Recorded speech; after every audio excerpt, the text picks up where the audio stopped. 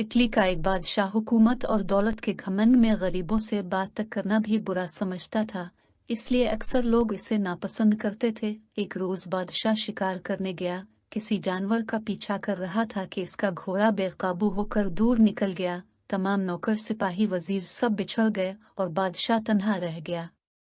इतने में एक किसान ने बादशाह के घोड़े की रिकाब पकड़ ली।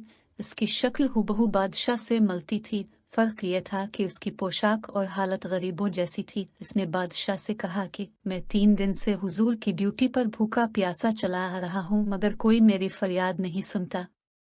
बादशाह गरीब को मैले कुचैले कपड़ों में देखकर ये कहते हुए आगे बढ़ गया कि मैं ऐसे लोगों से बात नहीं करता। गरीब किसान फिर भी इसके पीछे पीछे चलता रहा, यहाँ तक कि बादशाह एक तालाब पर पहुंचकर घोड़े से उतरा। इसने ताज और कपड़े उतारकर एक तरफ रखे और नहाने के लिए तालाब में उतर गया।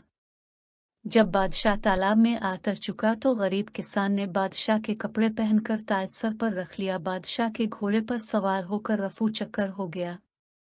किसान बादशाह थोड़ी ही दूर गया था कि उसे शाही नौकर चाकर मिल गए, जिन्होंने इसे बादशाह समझकर अदब से सलाम किया और उनके साथ शाही महल में चला गया।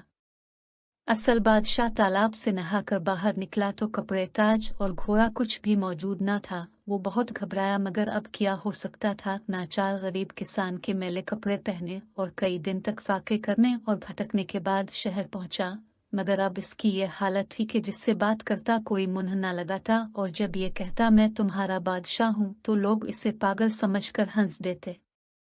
2-3 हफ्ते इसी तरह गुजर गए। जब इस पागल का किस्सा बादशाह की माँ ने सुना तो उसे बलवाकर उसके सीने पर तुल का निशान देखा, फिर जिससे इसकी सच्चाई की तस्दीक हो गई।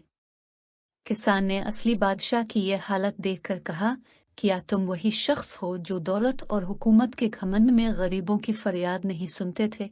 इसी की सजा देने के लिए मैंने ये सब किया था। अगर तुम घमंड छोड़कर रहम व इंसाफ का इकरार करो तो मैं तुम्हारा ताज व तख्त वापस करने को तैयार हूँ, वरना अभी कत्ल का हुक्म भी दे सकता हूँ। ये सुनकर बादशाह ने आजिज़ी और नदामत के साथ अपनी गलती तस्लीम की और किसान इसे ताज व तख्त वापस देकर घर चला गया। जिसके बाद बादशाह ने अपनी इस्लाह की और चंद दिनों में उसकी नेक नामी का डंका दौर दूर तक बजने लगा।